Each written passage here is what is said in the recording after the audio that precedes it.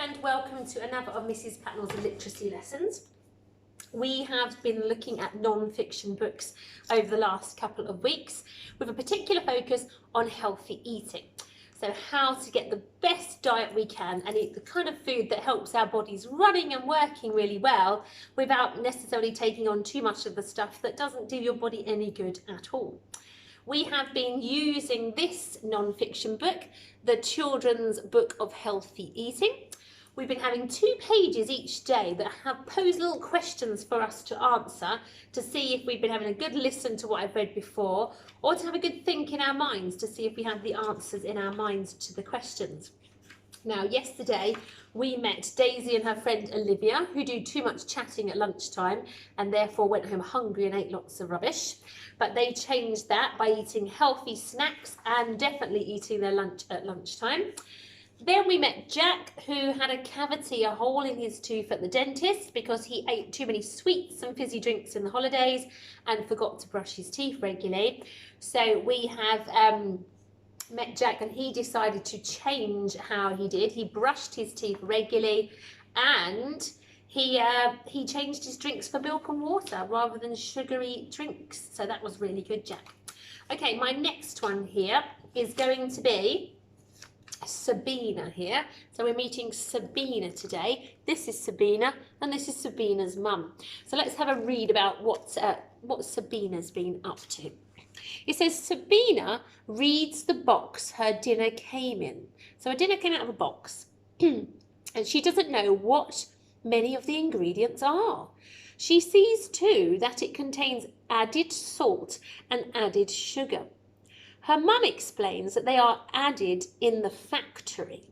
Okay, so she's looking at the box, and on the side of a box, and you could do this afterwards if you've got any boxed food, there's always a little list on the side called the ingredients. And as we know, as we've done a lot of baking in our classroom, ingredients are all the items that get put together to make this piece of food. So Sabina is looking at the list of ingredients in her boxed dinner, and she doesn't recognise what some of them are called. The names of them aren't obvious things, so they're not necessarily like celery or onion. It's strange named things that she's never heard of before, so she doesn't know what's in her dinner. Plus she's spotted that they've taken salt and sugar and added it to the food afterwards in the factory. That's often to keep it lasting a bit longer, so it can sit in your fridge or your freezers much longer and not go rotten. So often boxed foods do have lots of salts and sugar added for that reason, so it makes them a little less healthy sometimes. It says underneath the question, why should we not eat too many processed foods? So you can pause the video, have a chat with your adult there in the room. Why should processed often means in boxes or that can be stored in your freezer or your cupboards for a long period of time, processed foods. So why should we not eat too many processed foods? Okay, so if you paused the video and had a chat, you might have said something along the lines of that processed foods that can sit a long time in your freezers and your cupboards, maybe have got a lot of salt and sugar added to keep them lasting a long time.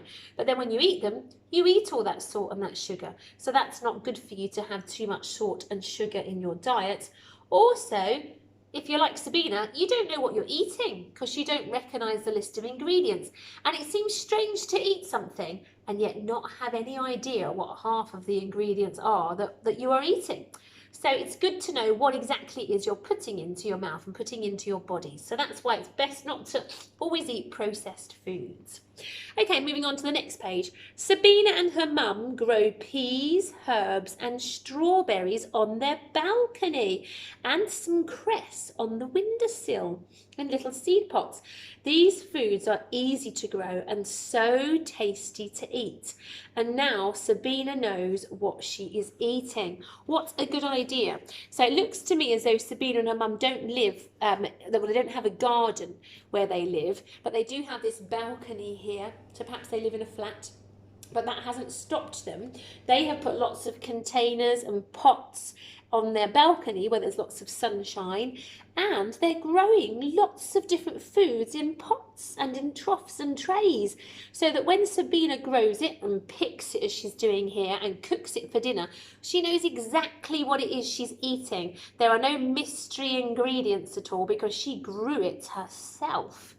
So it says underneath, the question is, what could you grow in your outside space? So this is a great question, okay? Now at school, we are going to start growing our own food and then eating it once it's grown, okay? But if you are still home learning when these things start to grow, that is fine, because no doubt you've got some space at some point around your house or in your garden for you to possibly have a go at growing some things, okay? And this would be a great thing to do while you're at home learning, because it will give you something to get up and get out and water each day and take photos of and watch how it changes as it grows. So this would be an excellent thing to get into, okay?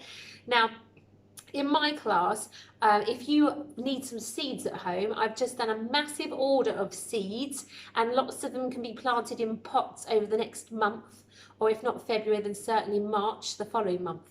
So if you would like any seeds, then send me a message, as you normally get mums and dads to email me, and ask me if you want some seeds, and I can send some through to you.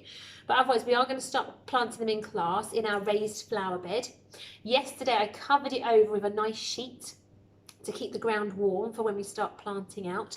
So that is the plan, but you can certainly do this in your own gardens, or if you've got a balcony like Sabina. And so the question is, when I stop chatting, is what could you grow in your outside space? So think about maybe your gardens or a balcony, or even a windowsill is absolutely fine where the sun can get in. Have a little pause of the video. What could you grow? Okay, so welcome back after me chatting away about how you can grow stuff. What did you decide you would like to grow? It's a good idea to grow things that you either know you like already because you know you're going to eat it, or you're happy to experiment and try, okay? So you're very good at trying new things. If not, then maybe just grow something you already know you like eating, because you won't want to spend all that time growing it for you not to like it. So you could have said a whole number of things in your spaces, and particularly if you have quite a bit of space out your garden, you could grow potatoes. They take up quite a bit of room, although you can do them in bags, okay? You could grow lettuces, cabbages, Brussels sprouts, radishes, cucumbers, broccoli, herbs to make your food taste nicer, onions.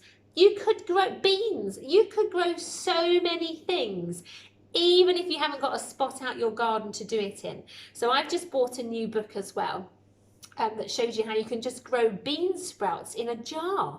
So you can put beans in a jar, keep washing them and tipping out the water every night and leaving it to drain. And after a little while, not very long at all, they'll start to grow shoots, and you can eat those shoots.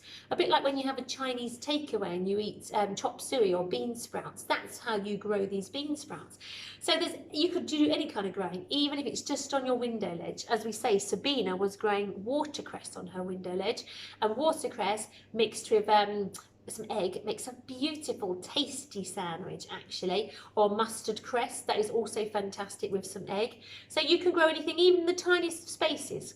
So I think we should take a leaf out of Sabina's book, as people say, and maybe consider growing some seeds. And certainly in February, which is next week, you can start getting seeds growing in pots indoors. It's a bit cold to put them outside yet, but certainly indoors. And I would love to see on Tapestry, those of you at home, growing some seeds and taking photos to see when shoots pop up, and you can let me know how you're looking after them, okay? So that is Sabina's one.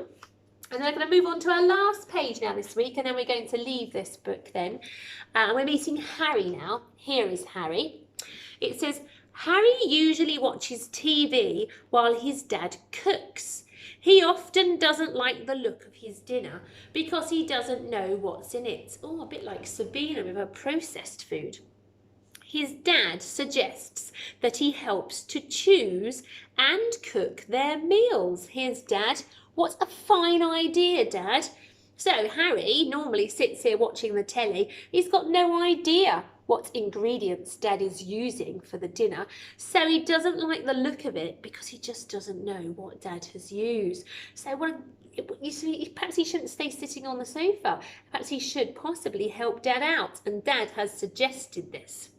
So the question underneath is, why doesn't Harry know what he is eating? Why doesn't he know what he's eating? Have a pause of the video, chat to mums and dads. Why doesn't Harry know what he's eating? Okay, you probably said something like this to mums and dads. You probably said, because he's watching the telly and he's paying no attention to what Dad is putting in their dinner, that's why he doesn't know, because he's not paying attention, he's not interested, okay? So I'm going to move on to this side.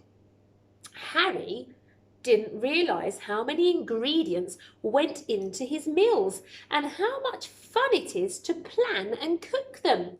So he took Dad's advice. They plan it. They know what they're going to eat. Perhaps they plan it on a Sunday, what they're going to eat for Monday, Tuesday, Wednesday, Thursday, Friday and Saturday, all the way through the week. So perhaps they do that together, so they know a whole week in advance what they're going to eat.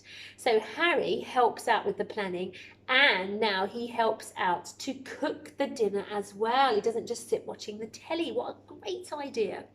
It says he peels vegetables, stirs in herbs, and really enjoys eating what he has created. And the question underneath says, how could you help with cooking dinner? So have a little think. What could you do? I see Harry here peeling. It says he stirs in the herbs as well. So what could you do? Now, we've done a lot of cooking in class. So if you're watching this in my class, we've done loads of cooking. Last half term, we tried lots of new foods when we were looking at Christmas around the world. And you guys definitely got involved in doing parts of that. So think, what can you do? What are you capable of? What could you help out with? So I would say that you could probably, like Harry, peel the vegetables. We've peeled vegetables in class, particularly over Christmas when we made that special African lamb stew. So I know you can use a peeler. I know you can chop the vegetables. Hopefully with not too sharp a knife, but you can chop vegetables. You could certainly plan your dinners, couldn't you? So you know what you're eating on Tuesday, and you have suggested what you're eating on Thursday. So you can take part by planning as well. You can definitely stir. You can probably very carefully and safely with an adult there put the meat into the pot. You can add all the ingredients, stir it round, all sorts of things you can get involved in doing. You could probably help dish it up onto the plates. You could do all of it.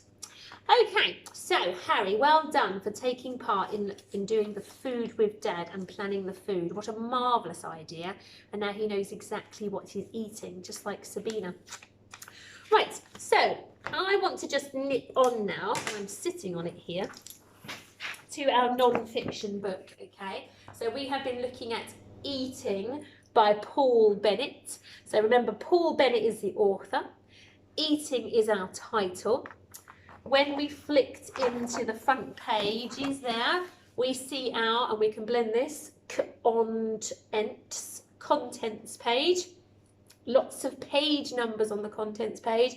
If we have a question about a certain thing about food, we can look up what suits the thing we're interested in. So water for life, snacks and junk food, bodybuilding foods, ones that will make you nice and muscly, and then we can use the page number and flick straight to that page to find out about it. How handy is a contents? Then I believe we also looked at the index at the back. Index, also with page numbers. Remember, this is just for particular words we might want to look up to see where it appears on a page. So it also runs in alphabetical order, remember? A's, B's, C's, D's, so it runs in the order of the alphabet. If I just want to find out about muscles, I look to the M's and I see muscles. Page 8, they'll talk about muscles. If I want to look up about water, I'm looking for W or W, which is quite close to the end of the alphabet. Water is on page 18 and 19. So just simple words in alphabetical order that I can look up is in the index. Okay. Now, I want to show, and I also showed you this, I believe, yesterday. I have to remember what I've told to you and what I've told to those in class. Here, usually at the top of the pages, and this is very handy in dark writing, is the heading, the heading. And it's right at the head. If you think our heads are at the top, then headings are normally at the top of the page. And the heading, this one, chewing and swallowing, lets us know that what we're about to read will be all about chewing and swallowing. Okay, so the heading lets us know what's coming up on that page. So it's quite handy to know, okay? So that is a heading. Now, I also want to point these out to you. So, this is a very good page actually to use to point out this particular feature of a non-fiction book. Now here we have a picture here. Sometimes they can be drawn, so this is a drawn picture of the insides of our bodies, and it has labels. Okay, so you can see their labels because they're normally just one word or sometimes a couple of words, and then there's often a line that you can follow to see exactly what that thing is called. So the label tells us this is a stomach on this particular label, and then if you follow the line, we know that this part is the stomach. If we just had a label or no line, we wouldn't know if this was the stomach, this was the stomach. So that's the point of a label. It points to exactly which bit is called the stomach in that instance. This one is the intestine. Just follow the line, there it is, straight to the intestine. In fact, this is the lower intestine, okay, or the smaller intestine, and this is the larger. So larger intestine and smaller intestine. Okay, and then here we can see that this is your food tube. Now we did learn the posher name for this last week in our Good Enough to Eat book, and it was the esophagus, but here it's labelled as a food tube. And this bit here, this blob in her throat, we can follow the label and find out it is chewed food. So the apple that she's chewed in her mouth is going down her food tube here, okay? So that's the great thing with labels. If you look at this picture and you thought, I have no idea what that is, it could be a plate of spaghetti for all I know, then you follow those labels to read exactly what each thing is called. So that's a label which you often get in a non-fiction book. The other thing I want to show you is, so here you often get pictures like this, so real pictures like a photograph, okay? So they are definitely a strong feature in a non-fiction book because you need to know often what you've read about, what it looks like. So otherwise you've got a picture in your mind but it might not be quite right. So when you've read something, it's always a good idea to see it in an actual picture, in a photo, and then you can really picture exactly what that looks like, the things you've just read about. So often you'll get photos. You can get, like I say, some drawn pictures like we just saw, or photos, and then next to the photos, okay, is often a piece of information. This can be known as a caption that goes with that particular picture, okay? So the writing next to it isn't talking so much about these strawberries at the bottom of the page, but we'll be talking about what's going on in the picture next to it, and that's called a caption. And this caption says, these people are at a Hindu wedding feast. The food has been given by the bride's family. So there you go, we know that this is a wedding now, and it's a Hindu wedding, and the food is given by the bride's family. So it's something that tells us about what's happening in the picture, and that is a caption, okay? Now, as this is our last day with our non-fiction books, that's all the features I wanted to show you there. Quite a few, isn't it? And quite tricky to remember. But I'm going to have a go in a moment at showing you some pictures from that book and getting you to point out which one is the feature I'm talking about. Before I do that, if you're in my class, then this will be on Google Classroom for you to do on Friday. It's just a nice easy thing. So you don't have to do it Friday, you can do it Saturday or Sunday, whenever you want to. But it's a healthy lunchbox. So thinking about all the things we have learnt over the last 2 weeks about good food to eat and food that gives you long energy and not short energy, things that are good for our bones and our teeth and building muscles, it says, thinking about that, can you choose different food to go in this healthy lunchbox? Draw what healthy food you could take for your school lunch, okay? You've got different sections, as lunch boxes often do, and you've got to put something in each section, maybe even 2 things down here, okay? But make sure it's healthy. So I don't really want to see cookies and chocolate bars and things like that going in, and crisps. I want you to really think about the food that helps your body work better. things that give you long energy, build your muscles, help you heal and make your bones and teeth strong. So that will be on Google Classroom. You can draw your own lunchbox if you can't get it off of Google Classroom and print it out, and draw your own items to go in it, and I would love to see that on tapestry. So that will be on Google Classroom for Friday. Right, so I'm going to clear off my table so I can spread out these different features of a non-fiction book, okay? Hopefully you can see most of them. And then I'm going to tilt. Actually, I think what I'm going to do is just put a few down at once and then get you to pick out of 3 things. I think that will be easier and also better for the camera. So let's have a tilt. Okay, so you can see these 3 features of a non-fiction book in front of you. It's the one we've been looking at all week, okay? So I want you now, thinking about these features, I'm going to say one and I want you to point to the one that is that feature, okay? So can you point to the one that has the title and the author? The title and the author. So this is the first thing we look at, because the title will tell us roughly what our non-fiction book is about. So the title and the author is here.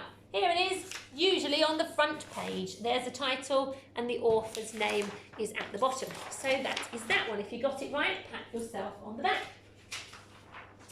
Okay, I'm going to add this one to it now. Can you see that one? Shimmy them across a little bit. Okay, I'm going to fold this one over a bit here. That's a bit easier. Okay, can you point to the non-fiction feature that is a contents page? Contents. Remember, the contents has about the things you want to find out about with a page number next to it. Okay, so it's not for more than one word in the contents, and it has a page number next to it. And this helps you go straight to the page you want, and you don't have to read the whole book.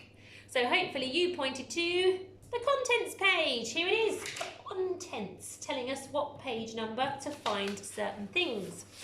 Fabulous if you got that right. Okay, now I'm going to add this to it.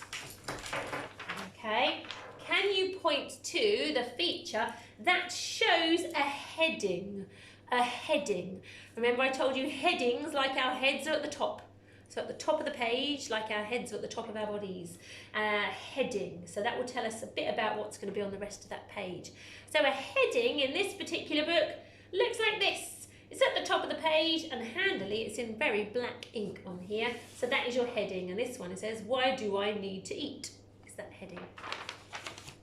Okay, now I want you to have a look for... Can you find a picture with a caption next to it? So a caption tells you a bit of information about what's in the picture, okay? It's not just normally one word answers, okay? It's something like a whole sentence or a couple of sentences about what's happening in a picture next to it. So that's a caption.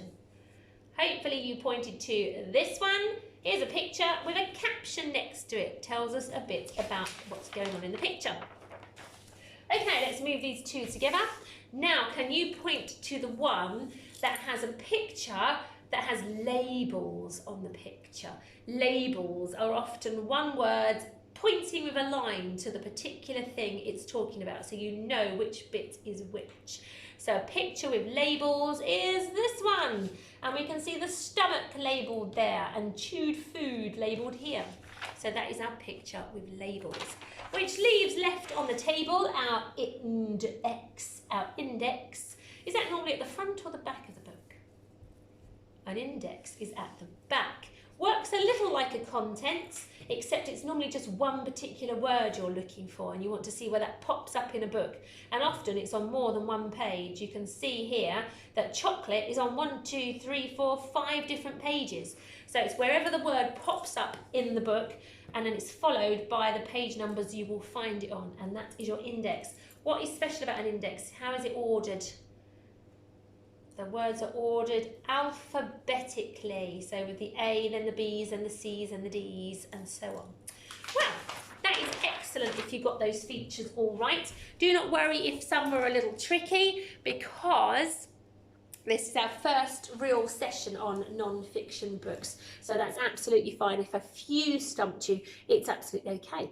If you picked up on a few, then that will help you next time you go to the library to choose your non-fiction book and know how to use it, how to use that contents page to get straight to what you want to learn about, okay? You can't read the words at the front and take it to your mums and dads, but you can at least say, Mum, I found the contents page. Can you see if there's anything about this, this and this, okay?